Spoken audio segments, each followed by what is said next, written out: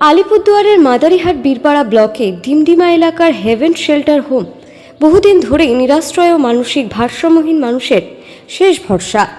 কিন্তু মানবিক এই উদ্যোগ আজ চরম আর্থিক সংকটের মুখে। বর্তমানে প্রায় ৭৫ জন আবাসিকের দায়িত্ব সামলাতে গিয়ে খাদ্য ও চিকিৎসা পরিষেবা বজায় রাখা কঠিন হয়ে উঠেছে। ওই শেল্টার হোমের কর্ণধার সাজু তালুকদার জানান, অনেক আবাসিকই নিজেদের পরিচয় দিতে অক্ষম। তবে যারা ধীরে ধীরে সুস্থ হয়ে ওঠেন তাদের পরিবারের খোঁজ করে বাড়ি ফিরিয়ে দেওয়ার ব্যবস্থা করা হয়। অন্যদিকে নতুন আশ্রয় নেওয়া বহু মানুষের শারীরিক অবস্থাও অত্যন্ত শোচনীয়, ফলে চিকিৎসার প্রয়োজন বেড়েছে বহু গুণে। যদিও কিছু সহৃদয় ব্যক্তি ও সংগঠন সাহায্যের হাত বাড়িয়েছেন, তবুও ক্রমবর্ধমান খরচের চাপ সামলানো দুষ্কর হয়ে পড়েছে। এই পরিস্থিতিতে প্রশাসনের হস্তক্ষেপের আবেদন জানিয়েছেন সাজু তালুকদার। তার কথায়, সরকার যদি দায়িত্ব নেয় আমি আশ্রয় গৃহটি তুলে দিতে প্রস্তুত। অন্যথায় সমাজের মানুষ যদি পাশে দাঁড়ান তাহলে এই মানবিক উদ্যোগ চালিয়ে যাওয়া সম্ভব হবে।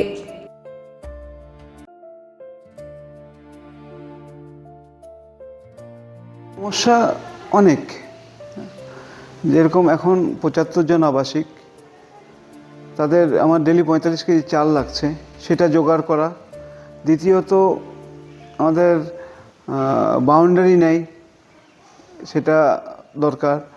এবং আমাদের লাইটের যে বিল আসে, প্রায় মাসে ৮-৯ হাজার টাকা করে বিল আসে।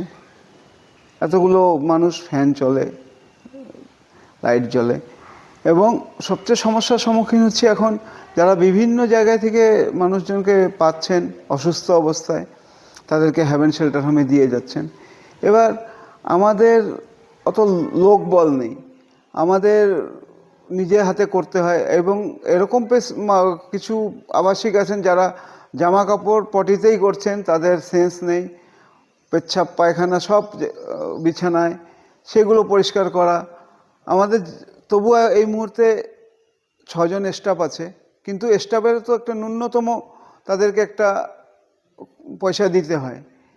এবার সরকারিভাবে আমাদের প্রতিনিয়ত কোনো সাহায্য আমরা পাই না, তাই খুব সমস্যা হচ্ছে চালাতে। বিশেষ করে যেই রোগীরা ঘটনা হলো যে রাত বিরেতে পুলিশ প্রশাসনও যেখানে লোক পাচ্ছে, তারাও কি বলবো, এক প্রকার তারাও অসহায়, তারা আমাদের এখানে নিয়ে আসে।